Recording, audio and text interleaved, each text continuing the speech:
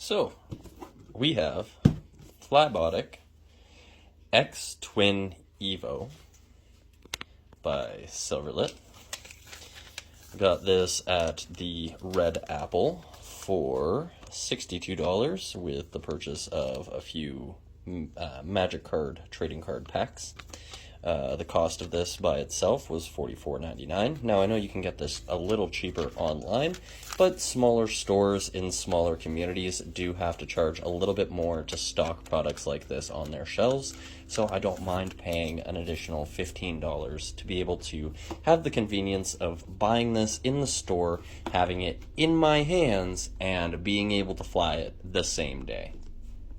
With this, there were two different models. There was the white and yellow, which had a single fin at the back, which did look like it was slightly bent, and I wasn't sure how that would affect the aerodynamics of the RC plane while it's flying. So I opted to go for the double tail wing on the plane, so that it would be a little bit more stable as it flies along.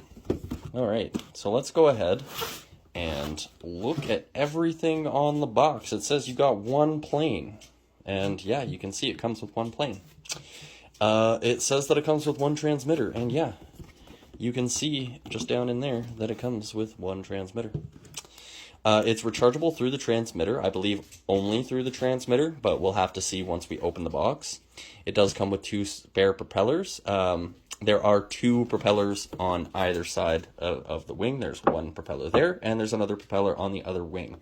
So if this does fall right out the sky and you do damage your propeller, you have one spare for each side. Back of the box is the same.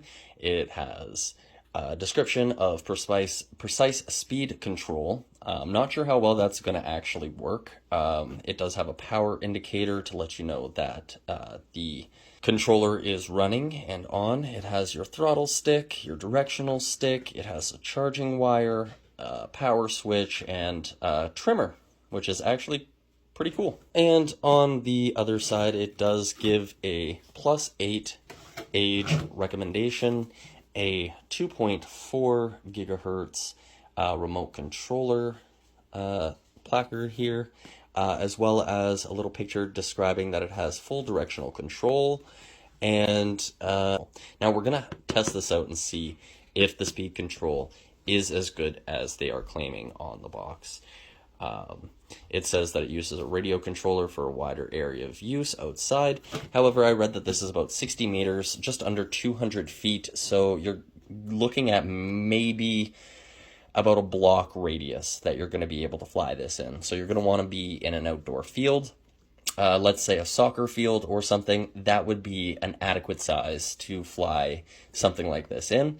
You wouldn't want to fly it in more condensed areas because you're probably going to hit stuff and run into trees. But in a few minutes, I'm going to show you why that's not going to be a problem with this X Twin EVO.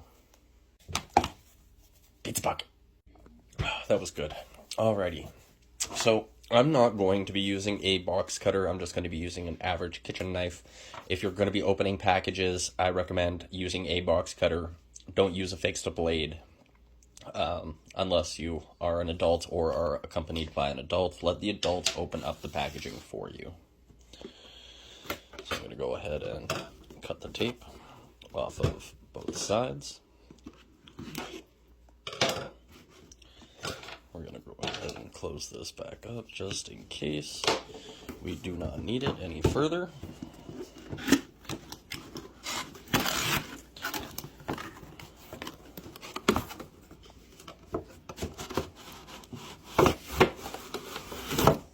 There we go. All right.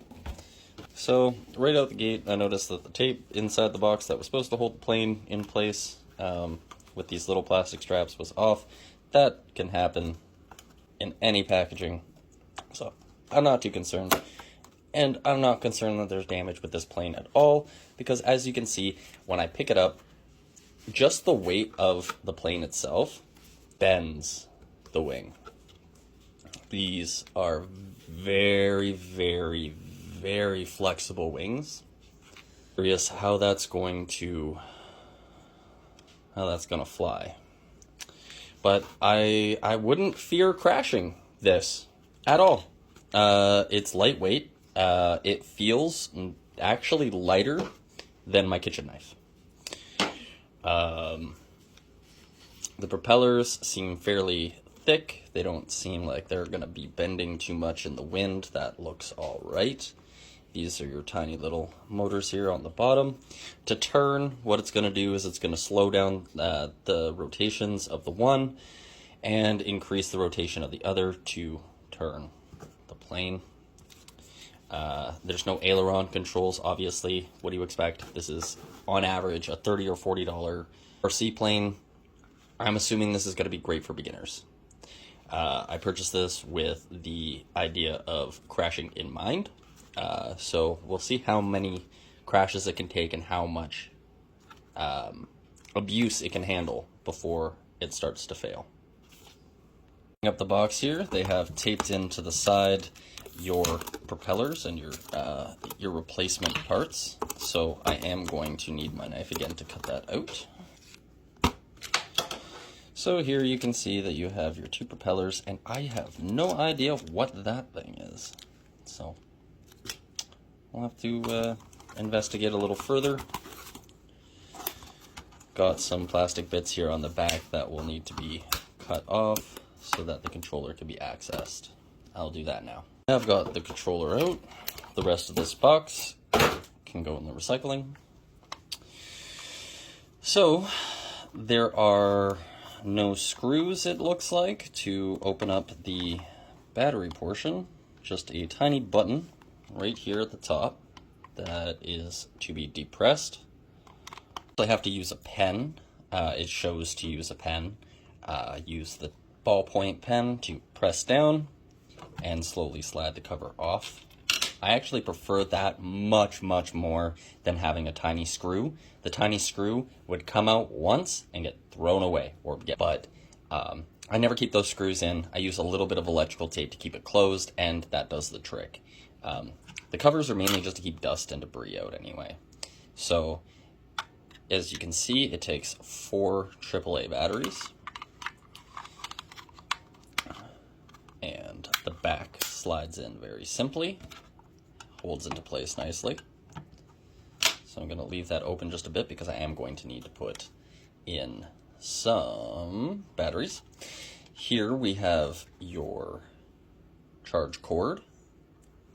You have on, off on the controller, left, right, trim, and your throttle. The throttle feels like there is a lot of spring behind that, so it's gonna, you let off, it's gonna have no power.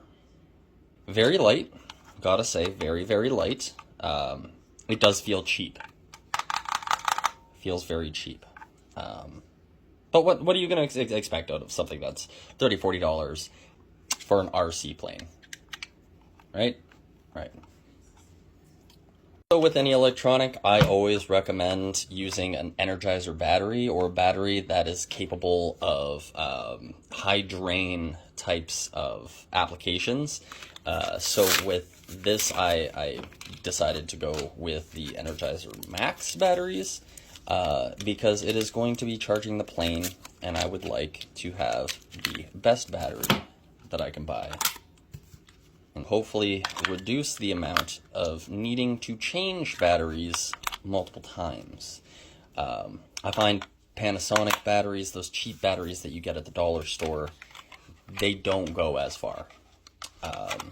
When you buy an Energizer battery, you know it's going to last. You know it's going to work. With the batteries in there, it does give it more of a substantial weight, and it feels nicer in the hand. It feels about the weight of a cell phone, almost. Maybe a little bit heavier. Alright. It does come with an operations manual. So if you are a beginner flyer, it is very important to go through and read everything about your new RC plane. Some RC planes are released without very detailed manuals, and this can make it difficult to understand the buttons on the flight controller. With more expensive ones that you look at, foam in the range of $100, $200, $300, they have extra modes, extra buttons to do barrel rolls and other tricks for stunt flying. They have automatic takeoff and landing. With those types of buttons, each model is going to be different. I've read very many reviews of people not understanding how certain buttons are used, and they end up losing their RC plane because it flies out of range and they can't find it. So it is always very important to go through your manual and to learn about the buttons, features, functions of your controller and your RC plane before you go and fly it, because you don't want to spend $100, $200 on something that you lose the same day.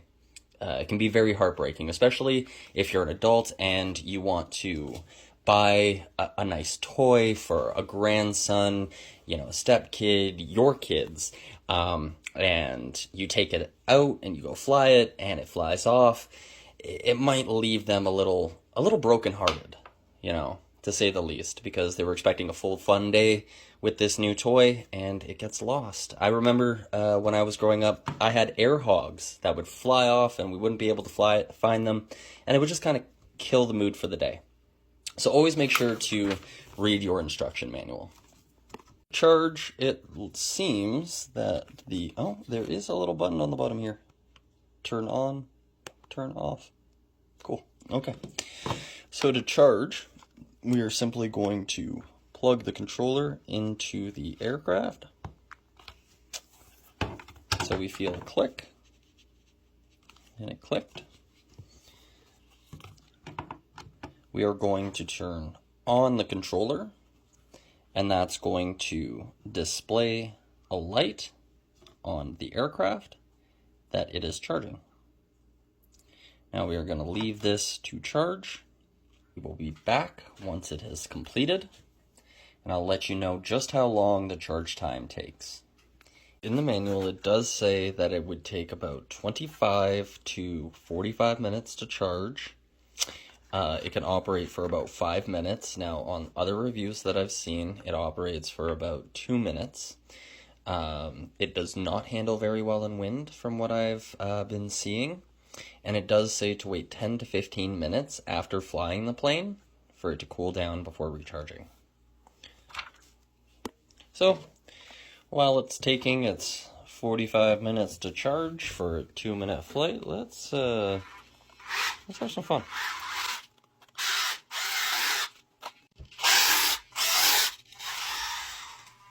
So the indicator light is now flashing on the controller, and the light inside of there is ever so dim, you cannot see it any longer. So I believe that the plane has been charged. It only took 25 minutes for its first charge using the high drain capable batteries, the Energizer Max. So we'll try to tuck this cord away. Now, on the very bottom of the aircraft, there is a small button, a little toggle switch to turn the plane from off to on, and when you turn it on, you will see a red indicator light to show that the plane is on. Let's give her a try.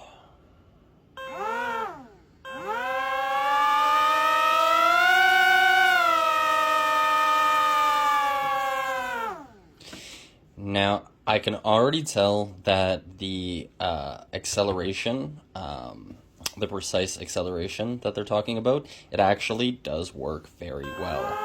You have very low,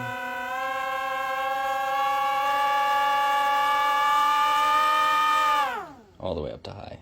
For turning the plane, if we were to have mild acceleration,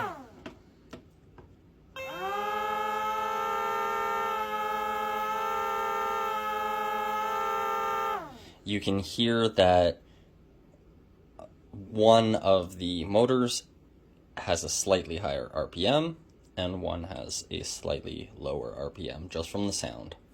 Now I'm not going to mess too much with the trim buttons because I would need to do that while it is in flight. Today it is fairly windy out, but we'll see if we can get out there and get some flight in today. I wonder if I can even get this thing to fly. All right.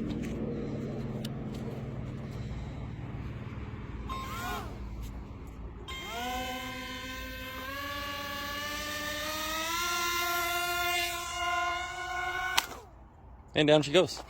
A quick inspection. There wasn't any damage to the aircraft at all whatsoever that I noticed, apart from the wing got a slight little crinkle in the edge, as if when it landed it bent slightly.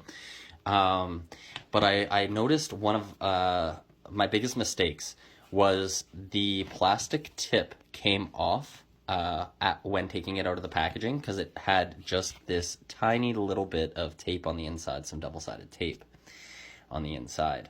So what I did was I put the nose back on, took a little piece of duct tape, and stuck the duct tape down to it, and it does not come off anymore.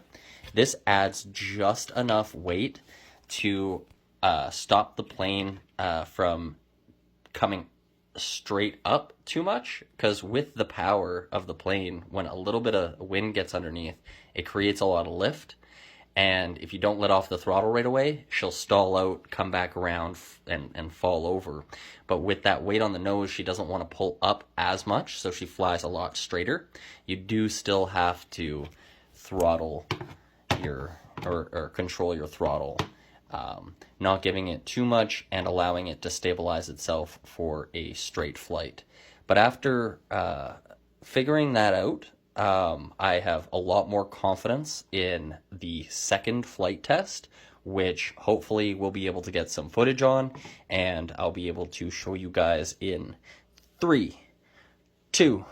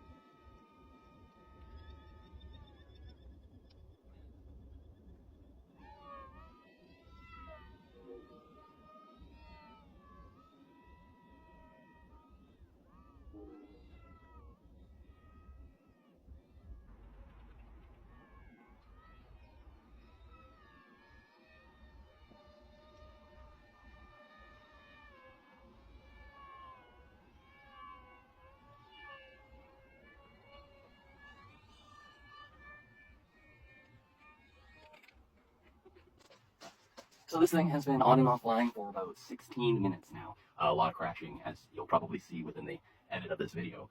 But yeah, takes a little bit of getting used to. Throttle takes a little bit of getting used to. But apart from that, if you've got a wide open field and you don't have any wind, this is a great learner plane. You can crash it dozens upon dozens of times and pick it back up and keep flying. So I guess the only question is now if I regret the purchase of the RC plane. Now, it's extremely lightweight.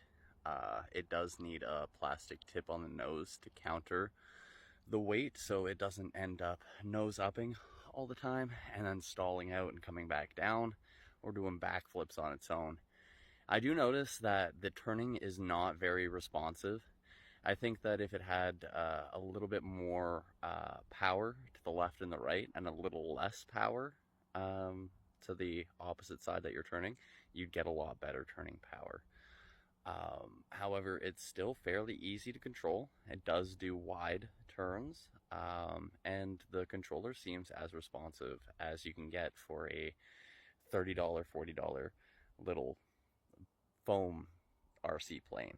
So I think that if you're looking for something and you see this on the shelf, pick it up, grab it, and go ahead, get out there and fly it. It's a great little introductory plane into getting into RCing, and I think that you will not regret the purchase.